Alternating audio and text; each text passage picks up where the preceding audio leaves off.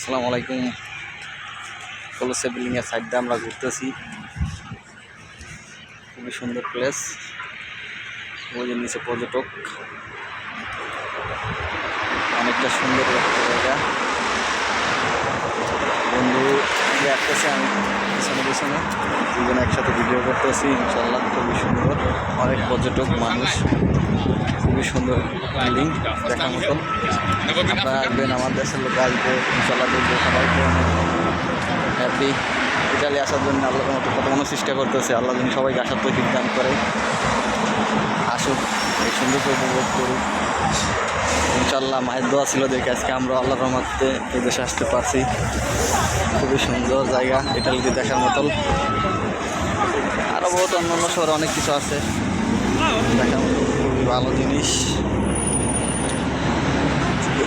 সবাই ভালো থাকবেন, খোদা হাফেজ। কলসে বিল্ডিং থেকে অনেক দূরে আইছি, আর এই পুরো না ওই যে টিল্ডিংগুলো ভাঙা, খুব ঐতিহ্য জায়গা এই সাইড পুরোটাই।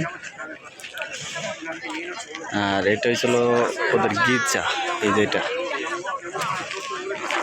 ওই যে এই পাশে আছে গির্জা। আরও খুবই সুন্দর জায়গা, এই যে এই সাইডই খুবই সুন্দর জায়গা দেখার মতন।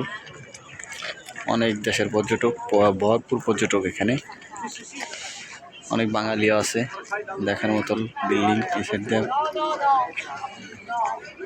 খুবই সুন্দর।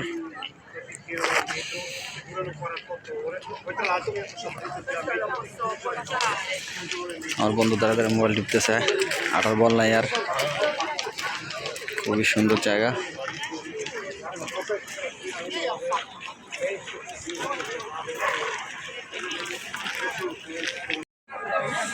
এই একটা খুবই সুন্দর জিনিস সাজাইছে।